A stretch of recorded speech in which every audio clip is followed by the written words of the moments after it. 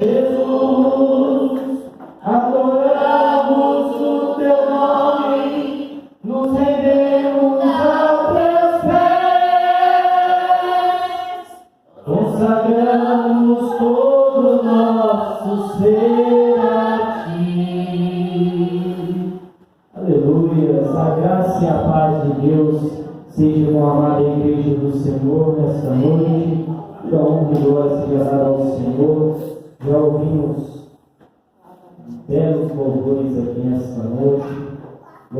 A palavra do Senhor foi dita no começo. E vamos nesta noite nos alimentar da principal palavra do Senhor.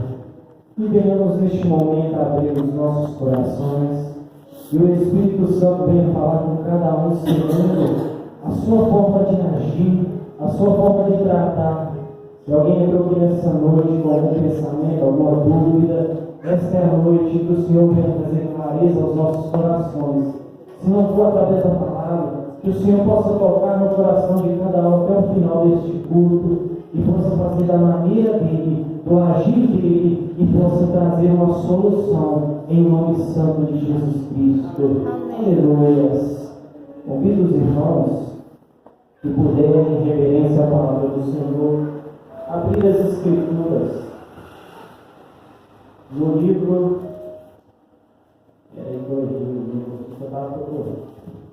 Livro de 2 Samuel, irmãos. Livro de 2 Samuel, capítulo 9. Um único versículo, versículo 3.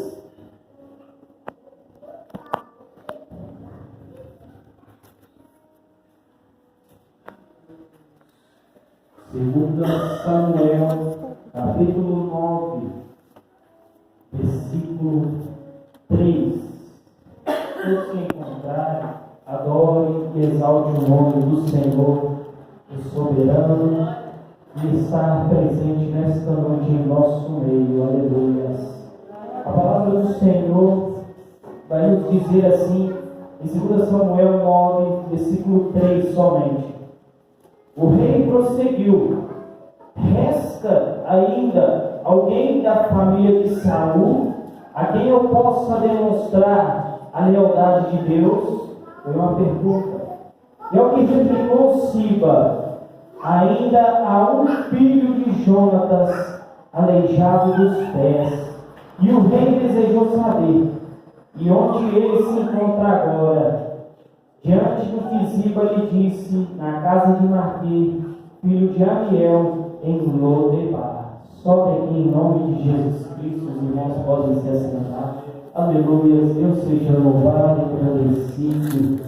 Vamos estar falando nesta noite a lealdade de um rei em favor de uma pessoa esquecida. Vamos estar contando a história de Mefibosete. E interessante que, para chegar a este ponto, nós vamos ver através da história que muito antes, para o rei ter se importado com este rapaz, que era aleijado de seus pés desde a sua infância, houve uma amizade entre o rei Davi e o seu pai Jonatas. E vemos que quando Davi ainda não era rei, ele estava presente no reinado do rei Saul. Houve uma proximidade muito grande de seu filho Saul. E com isso, nós vemos a palavra do Senhor mostrar que ali houve e gerou uma grande amizade entre os dois. Jonatas e Davi sempre estavam próximos. E o interessante, irmãos, que mesmo Jonatas, sabendo que Saul era o rei de Israel naquele exato momento, ele tinha a certeza e a convicção em seu coração que Davi tinha uma promessa sobre a sua vida, que Davi era o ungido do Senhor, o próximo herdeiro do trono. E nós vemos a pensar: poxa, ele sendo o filho do rei, ele ter essa convicção e ele aceitar que em vez dele outro irá ser o próximo descendente do trono. Nós vemos o quanto forte foi a amizade deste homem em aceitar o propósito de Deus sobre a vida de Davi. E com isso nós vemos que Davi, por ter um laço tão grande, fez uma promessa a Jonas. Que se um dia ele pudesse, ele lembraria dos seus descendentes e se portaria sobre qualquer um da casa dele. E nós vemos que a palavra do Senhor diz que durante uma guerra, Saul e Jonatas vêm ser abatidos. E com isso, o coração de Davi se entristece grandiosamente. Isso traz a ponto dele rasgar as suas vestes, como nós vemos em 2 Samuel, no capítulo 1, Davi fala assim no versículo 26 do primeiro capítulo: como todo o meu ser lamenta por ti, meu irmão amado, como te queria bem. Tua amizade era para mim mais preciosa do que qualquer amor de alguma mulher. Caíram, pois, os notáveis guerreiros, e todas suas armas de lutas não têm mais importância. Nós vemos o quanto isso incomodou o rei Davi. Aquele exato momento, aquele homem se incomodou, isso entristeceu a sua alma, pois ele tinha um laço de amizade, ele sabia que aquilo era algo muito precioso. E nós vemos que o rei, naquele momento, Davi vem a tomar o reinado, e quando Davi vem a se tornar o rei de Israel, nós vemos na palavra que Jonatas havia um filho, e seu filho chamado Mefibosete, que era aleijado de seus pés, tinha apenas 5 anos. E com isso, irmãos, a gente vem ver através da palavra que essa criança tão pequena, ela é largada de lado. Como naquela época, eu disse até mesmo na aula hoje cedo, os homens, literalmente na época do passado, eram o sustento de seus lares. E essa criança tão pequena, ela é levada para distante, para uma terra chamada Lodebar. E quando vamos falar sobre essa terra de Lodebar, uma terra estéril, uma terra, como se possa assim dizer, uma terra que muitos são esquecidos, pessoas são deixadas de lado, não tem talvez importância. E o interessante é que mesmo ali aquela criança pequena, ela vem crescer, ela vem ser cuidada, e nós vemos que durante esse processo de crescimento de Mefibosete, muitos podem até estranhar, mas este jovem, uma mulher se dedicou em amá-lo, porque a palavra do Senhor fala que este rapaz ainda vem a ter uma filha chamada Mica, e nós vemos que ali num local tão distante, esquecido por todos, muitos até esqueceram que ele um dia foi o neto de um rei. Nós vemos que chega a parte em que o Senhor faz a sua promessa se cumprir na vida das pessoas. Nós vemos através do capítulo 9, no versículo 1, certa ocasião Davi questionou a si mesmo: será que alguma pessoa da família de Saul ainda vive? Nós vemos que até o próprio rei Davi já não tinha noção. Veio o seu conhecimento, veio um incômodo.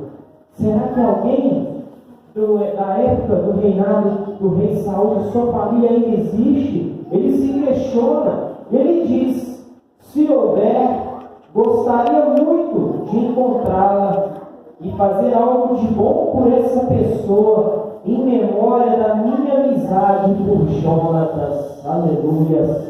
Deus seja louvado. Oh, glórias. Irmãos, como é tremendo uma pessoa que era distante e o Senhor tocar no coração de um rei. Nós vamos ver que era muito difícil, irmãos, naquela época um rei tomar uma atitude de alguém até mesmo se aproximar dele. Nós vamos ver até mesmo na história de Esther, quando Esther foi uma das mulheres mais lindas a qual o rei da Pérsia se agradou. Nós vamos ver, através da história, que o seu tio Mardoqueu chega ao ponto de pedi-la para interceder diante sendo ameaçado. E aquela jovem, em jejum e oração, não teve medo de se chegar ao rei. Irmãos, é tão interessante que para chegar diante do rei, tinha que haver uma permissão, e o seu cetro tinha que ser estendido. Ninguém chegava para conversar diante dele. E, diante daquela situação, aquela jovem, encorajada, através do jejum do povo, ela foi diante do rei, clamar por aquelas pessoas. E o favor do rei foi sobre aquela jovem. Aleluia, Deus seja louvado. E nós vemos que o rei Davi chegou num ponto que ele pensou e sentiu a vontade, se ainda existia alguém presente da casa de Saul, e que ele sentia a vontade de cumprir a sua promessa. Aleluia, Deus seja louvado. Então vemos, olha como Deus é tremendo, irmãos. Deus é magnífico. Dentro do reinado de Davi, havia um homem chamado Siba. E Siba foi servo também do rei Saul. E este homem tinha conhecimento e sabia que ainda existia um jovem. Aleluias! Um jovem que a sociedade esqueceu um dia que era neto do rei. Um jovem que estava tão distante. E muitos naquela época via uma pessoa com deficiência, uma pessoa tão incapaz, uma pessoa tão largada de lado. Nós vemos até mesmo diante da porta formosa, quando um homem deficiente ficava ali diante da porta do templo, clamando, e era necessário pessoas levarem ele todos os dias, para ele mendigar, pedir uma esmola. E nós vemos que Pedro simplesmente olha para aquele homem e diz o quê? Eu não tenho ouro, eu não tenho prata, mas o que eu tenho eu te dou em nome de Jesus Cristo. Levanta e anda. Nós vemos que a graça de Deus alcança até aqueles que se sentem menor na presença de Deus, aqueles que se sentem esquecidos, um zero à esquerda ou nada. Quantos de nós um dia nos sentimos vazios quando estávamos no mundo, sentíamos que não havia importância na vida, um significado, e que o Senhor talvez não olhava para nós, a nossa vida andava talvez para trás de alguns, e o Senhor um dia estendeu o seu cetro diante de nós, nos convidando de estar diante da sua presença no seu trono de graça, para nos dar a salvação e trazer o juízo e o arrependimento. E nós vemos aqui no versículo 2: então convocaram Siba, um dos servos da família de Saul, para apresentar-se a Davi. E o rei lhe indagou: tu és Siba? Ele prontamente respondeu: teu servo, Senhor. Aleluia. Aí nós vemos que Siba se pronuncia diante do rei, quando ele diz: resta ainda alguém da família de Saul, a quem eu possa demonstrar a lealdade de Deus? A quem lhe replicou Siba: ainda há filho de Jonatas aleijado dos pés. Aleluia. Aquele homem traz ao conhecimento do rei: ainda existe, Senhor, alguém que foi esquecido, está distante, alguém que não tem mais uma ligação com o reino. Mas nós vemos que logamente Davi sente a atenção do seu coração de olhar para aquela causa daquele homem e manda buscá-lo até a terra de Lodebar. Aleluias. E nós vemos, e o rei desejou saber, e onde se encontra ele agora? Na casa de Maqui, filho de Daniel, em Lodebar. Então, em seguida, o rei Davi mandou trazê-lo da cidade de Lodebar. Aleluias. Irmãos, é tão tremendo que não houve nem um tempo de espera. Logamente, ele já deu ordem aos seus servos: vá até a cidade, que eu desejo que este homem venha à minha presença. E não foi diferente de nossas vidas. Até mesmo hoje, aqui na casa do Senhor, nós sentimos no nosso coração a vontade de estarmos apresentando diante do Rei dos Reis, Senhor dos Senhores, apresentando a nossa vida.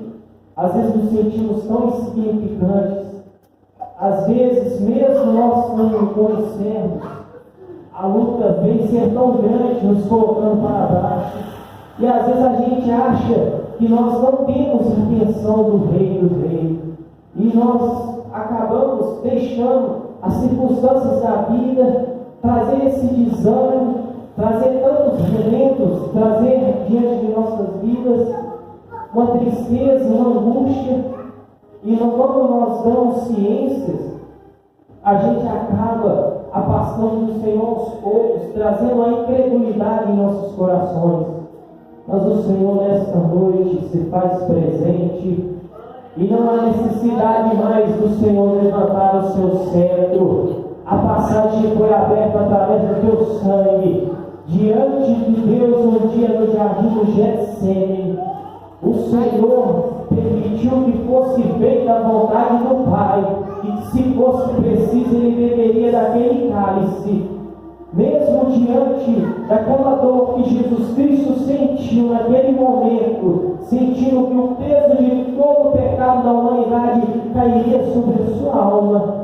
Ele não se importou e desejou cumprir o ídolo do seu Pai, e ali foi feito. E hoje, através do véu do templo ter sido rasgado, nós temos livre acesso ao trono da graça de Deus. Aleluias! Nós podemos glorificar e adorar ao Senhor em espírito e em verdade. Nós podemos falar os nossos sentimentos, o desejo do nosso coração. Nós não temos mais a necessidade de procurar acreditar que o Rei, mesmo o Senhor sendo majestoso, Ele daria ouvido à oração, até mesmo de um pequeno, de um morador de rua, de uma prostituta, aonde quer que exista uma alma em que invoque o nome do Senhor com sinceridade, ali a sua presença se fará presente e estará trazendo uma resposta, uma libertação,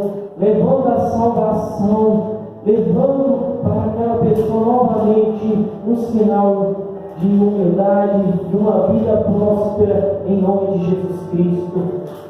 E nós vemos, irmãos, que é tremendo, porque quando Mefibosete chega diante do rei, nós podemos pensar, poxa, ele era tão novo, né, quando seu pai veio a falecer, quando o rei Davi ainda veio, quando Davi veio se tornar rei, o jovem tão pequeno, da idade do Davi, 5 anos, não tinha consciência mais, às vezes já tinha até esquecido as suas origens, talvez nem disseram a ele mais que ele tinha sangue da família real. Aquele jovem chega diante do rei, e nós vemos a palavra do Senhor falar. Davi o chamou pelo nome, Mefibosete. Quantos de nós o rei nos chamou pelo próprio nome? O Senhor nos conhece desde o ventre da nossa mãe, e Ele não se esqueceu de nenhum de nós. E nós vemos que naquele momento aquele jovem ele prontamente respondeu ao rei: eis aqui teu servo, Senhor. Então Davi o tranquilizou, dizendo: não temas, porquanto eu o chamei para lhe demonstrar bondade, por amor de Jonatas teu pai, meu amigo. Aleluia, Deus seja louvado, glórias a Deus. Todos de nós, meus irmãos, que chegamos a primeira vez diante de Cristo, não sentimos dignos de estar diante da presença do Senhor. O Senhor veio se sacrificar por cada um de nós, e nós sabemos que esse preço não foi tão fácil, foi algo caro, foi preço de sangue. Ainda mais a vida que levávamos outrora não foi diferente. E o rei, naquele exato momento, tenta tranquilizar aquele homem. Imagina a situação daquele homem aleijado, um homem pobre, pensar: poxa, o rei está me chamando. Você chegar diante do rei e você pensar: será que eu fiz algo de errado? Será que ocorrerá alguma coisa. E a primeira resposta nos vem da vida daquele homem: eu não temas, eu vim te mostrar e demonstrar a bondade